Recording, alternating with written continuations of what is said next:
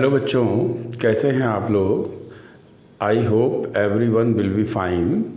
मैं आपका physics teacher SC Srivastava आज आपको फिर अल्टरनेटिंग करंट की नेक्स्ट वीडियो लेक्चर, जिसमें कि मैं आपको ये बताने वाला हूँ कि अल्टरनेटिंग करंट का एवरेज वैल्यू और आरएमएस वैल्यू क्या होता है।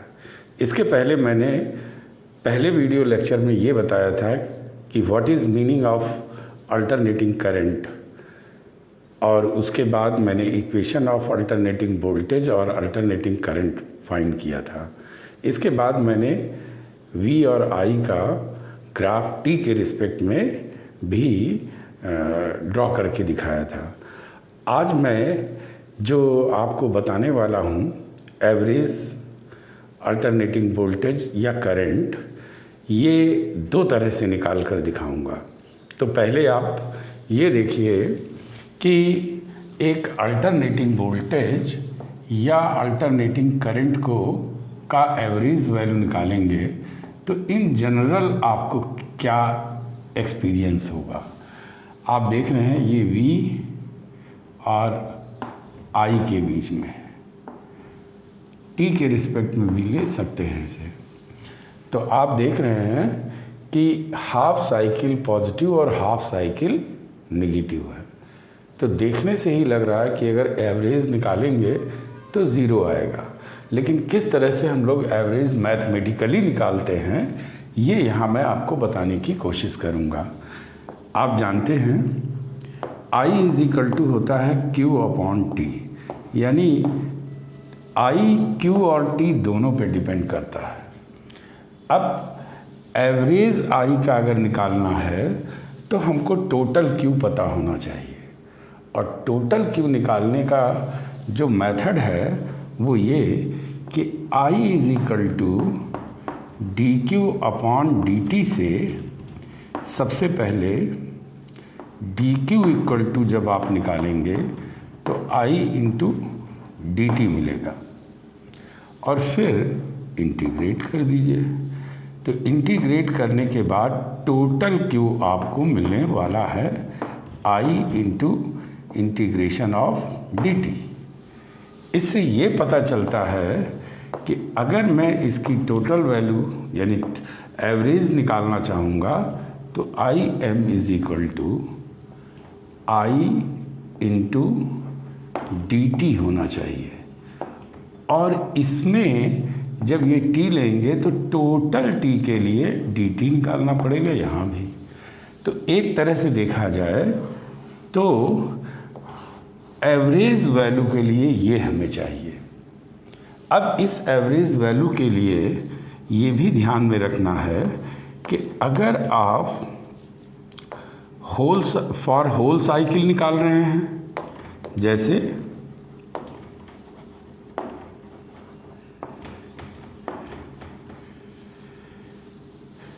यहाँ से लेकर यहाँ तक, तो आप जानते हैं T = यहाँ 0 है और यहाँ T = T। तो इसकी जो लिमिट होगी यहाँ से यहाँ तक की वो 0 to T होना चाहिए।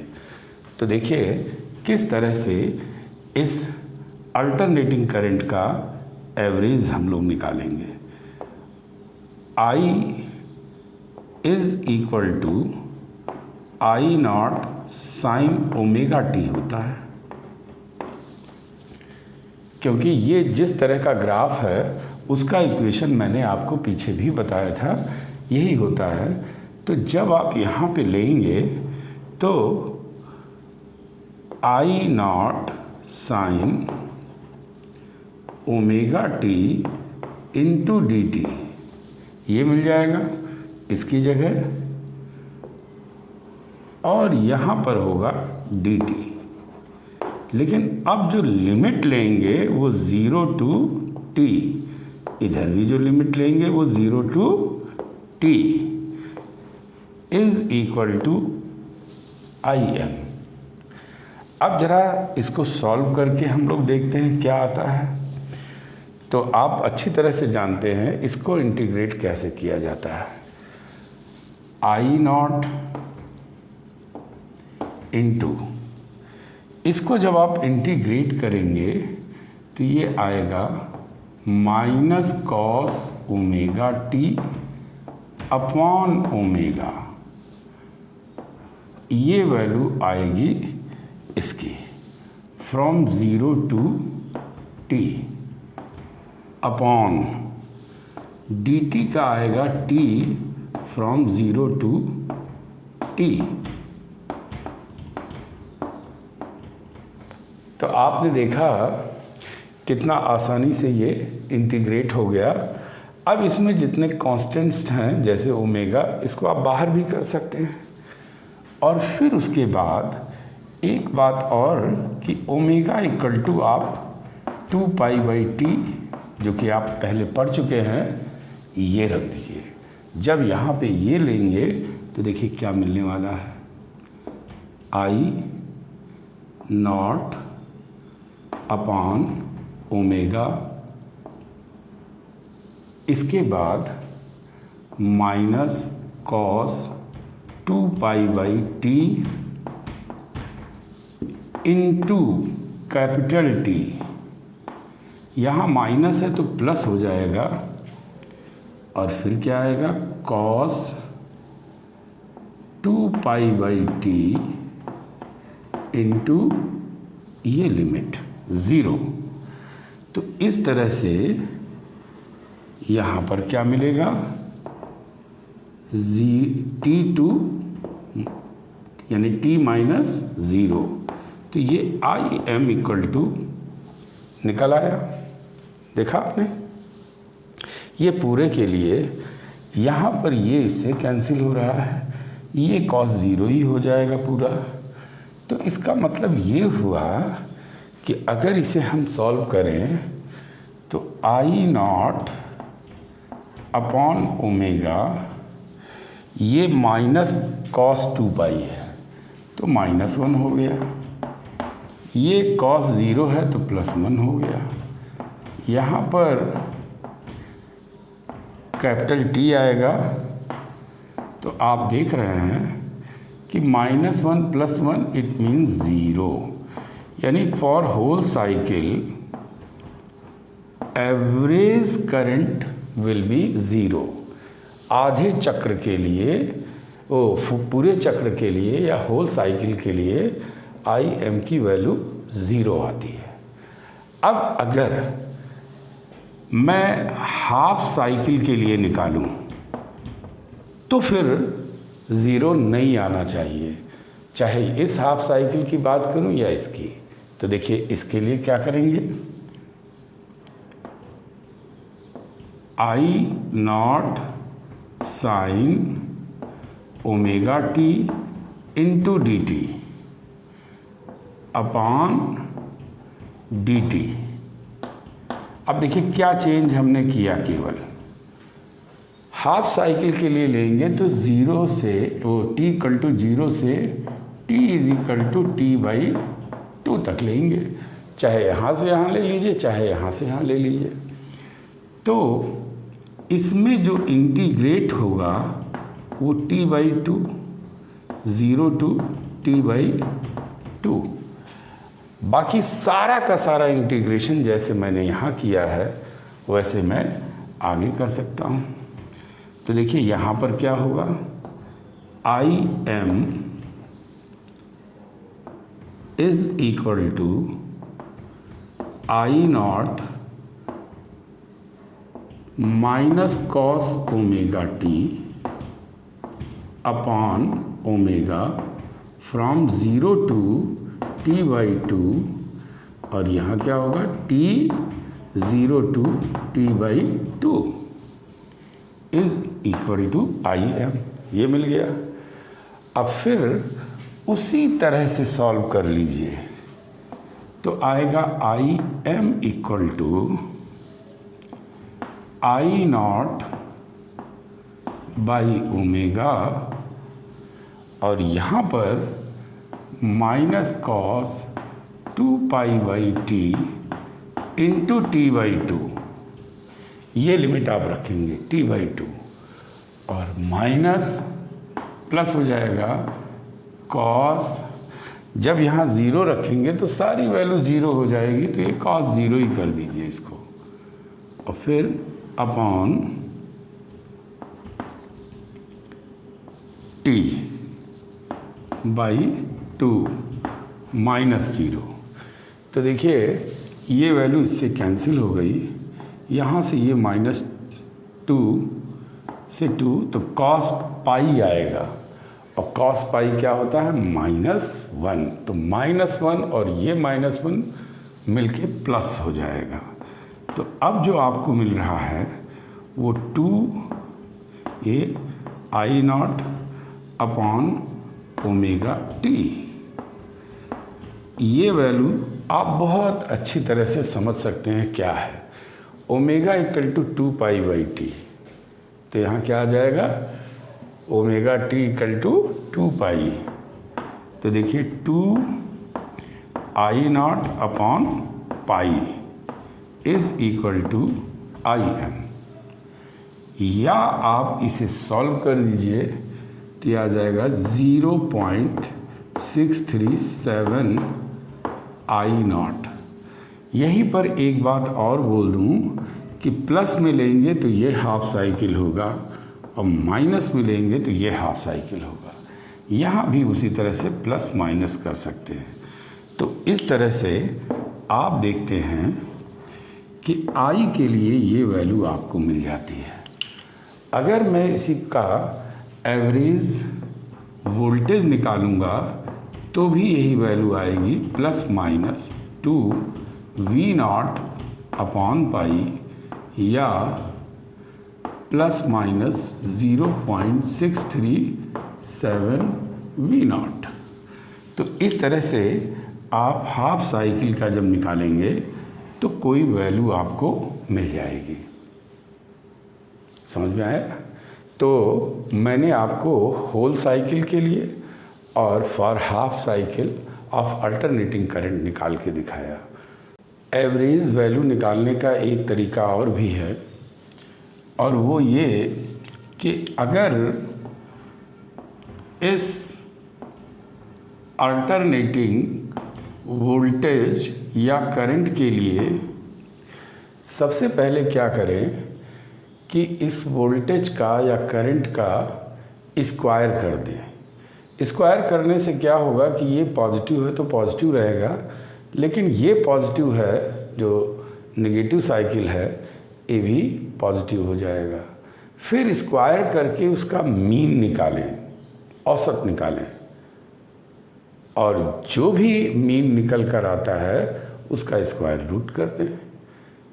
ये वैल्यू जो आपको मिलेगी उसको कहते हैं root mean square value of alternating voltage and alternating current. ये वो वैल्यू होती है एवरेज वैल्यू जो आपको किसी भी अल्टरनेटिंग वोल्टेज या अल्टरनेटिंग करंट के लिए मेज़रमेंट से मिलती है। कहने का मतलब ये है कि इसके लिए जो वोल्ट मीटर या एमीटर होता है वो थोड़ा सा डिफरेंट होता है। उसको हॉट वायर वोल्ट मीटर या हॉट वायर एमीटर बोलते हैं। इसकी हेल्प से जो रीडिंग मिलती है वो वास्तव में देखा जाए तो reading root mean square value of alternating current का मिलता है। तो मैं ये कहना चाहता हूँ कि यहाँ पर इस पूरे में देखिए वोल्टेज या करंट की वैल्यू चेंज हो रही है, तो ये उसकी एक औसत या एवरेज वैल्यू है। तो देखिए कैसे इसको निकालेंगे।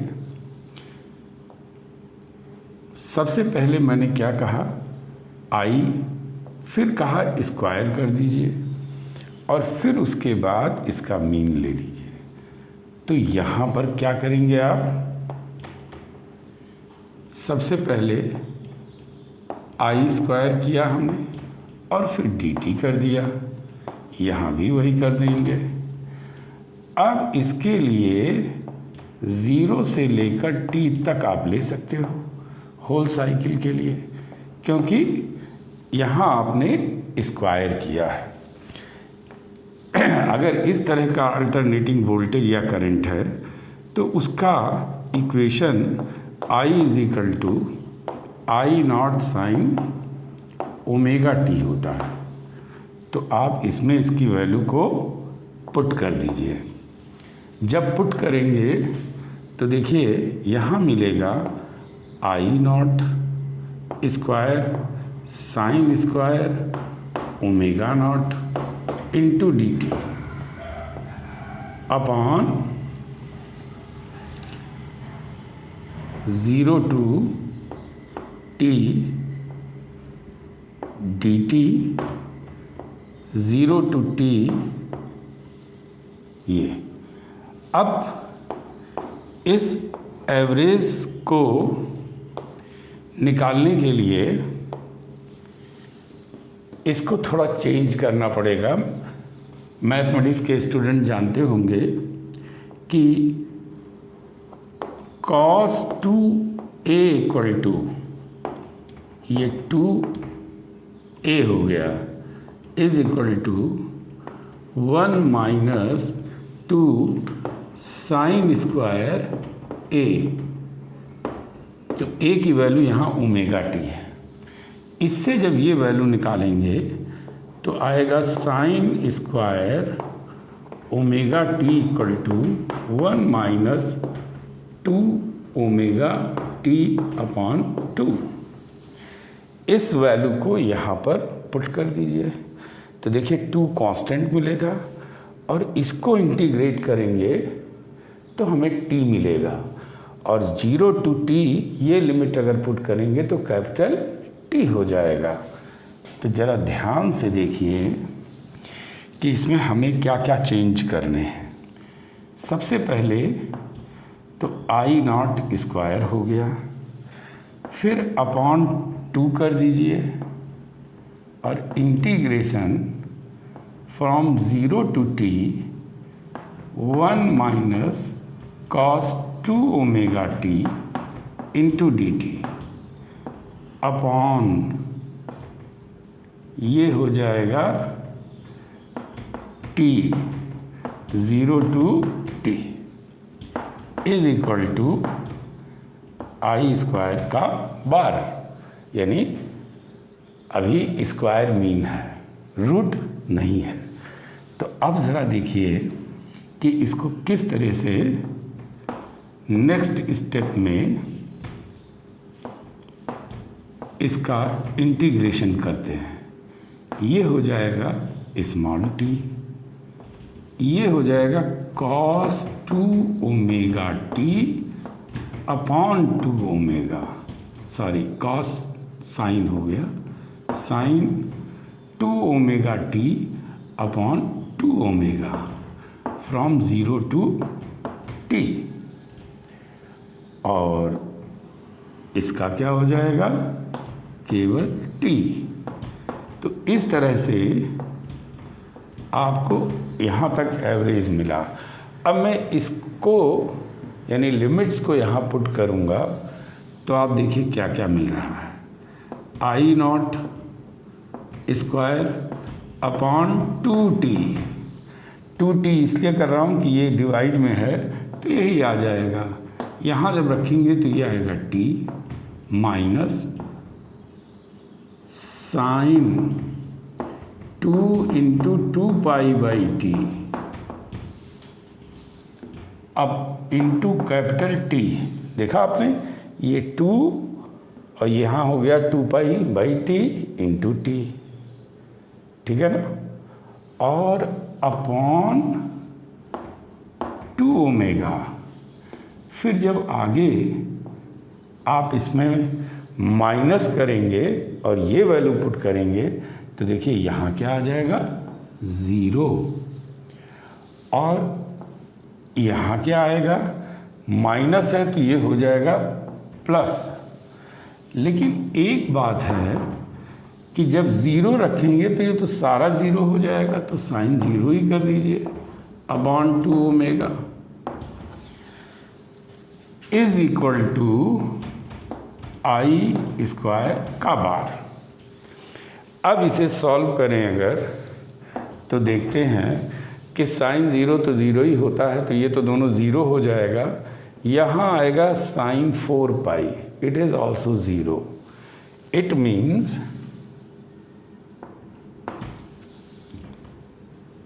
आई naught square upon 2t into T. ये इससे कट गया तो आ गया आई स्क्वायर का बार. अब आ गया आई नॉट स्क्वायर अपॉन 2. तो देखिए ये कितना आसानी से सॉल्व करेंगे. यहाँ अभी तक हमने क्या किया है, स्क्वायर मीन. अब मैं इसका लूँगा रूट. तो रूट मीन स्क्वायर. अब इधर भी वही करेंगे, रूट लेंगे तो आई नॉट स्क्वायर अपॉन 2. तो ये होगा IRMS और ये कहलाएगा आई नॉट अपॉन रूट 2. तो इस तरह से आपने देखा IRMS रूट मीन स्क्वायर. तो क्या किया, पहले स्क्वायर फिर मीन फिर रूट. तो ये जो वैल्यू मिली है आई के लिए, बिल्कुल इसी तरह से अगर हम VRMS लेंगे तो V नॉट अपॉन रूट 2, या इसको 7.707 भी कर सकते हैं V नॉट सॉल्व करके, तो ये मिलेगा. अब देखिए इसके ऊपर एक प्रॉब्लम भी मैं बताना चाहूँगा कि सबसे पहली बात तो इसमें क्या हमको ध्यान में रखना है कि ये जो भी RMS वैल्यू आती है वोल्टेज या करंट की, ये मेज़रमेंट से आती है. यानी जो वैल्यूज़ आपको दी जाती हैं वो वैल्यू यही RMS वैल्यू के इक्विवेलेंट होता है. जैसे अगर मैं आपसे कहता हूँ कि कोई alternating voltage I is equal to I naught into T upon tau से रिप्रेजेंट किया जाता है. I is equal to I naught, ये एक तरह से एग्ज़ाम्पल दे रहा हूँ. एग्ज़ाम्पल है कि I is equal to I naught into T by 2. इसके अकॉर्डिंग करंट फ्लो हो रही है. इसका हमें RMS वैल्यू चाहिए. कब? जब t की वैल्यू 0 से t इक्वल टू टो हो, यानी t की वैल्यू 0 से टो तक के लिए. तो आप सबसे पहले ये फार्मूला अप्लाई करेंगे, क्योंकि मेनली हमने इस फार्मूले का यूज़ करके ये निकाला है. तो देखो कितना आसानी से हम लोग निकाल सकते हैं. I bar I square bar is equal to I square D T upon T from 0 to T या फ्रॉम 0 टू टी. ये था पूरे साइकिल के लिए. तो यहाँ पर लिमिट ना लें, क्योंकि हमारा प्रॉब्लम बताएगा लिमिट क्या है. जब इस वैल्यू को यहाँ आप पुट करेंगे I इज इक्वल टू, तो ये मिलेगा आई नॉट स्क्वायर, देख रहा है ये, अपॉन टो स्क्वायर, ये कांस्टेंट्स हैं, और ये है टी स्क्वायर. तो यहाँ आ जाएगा ये T square into D T upon 0 to tau, ये आ गया.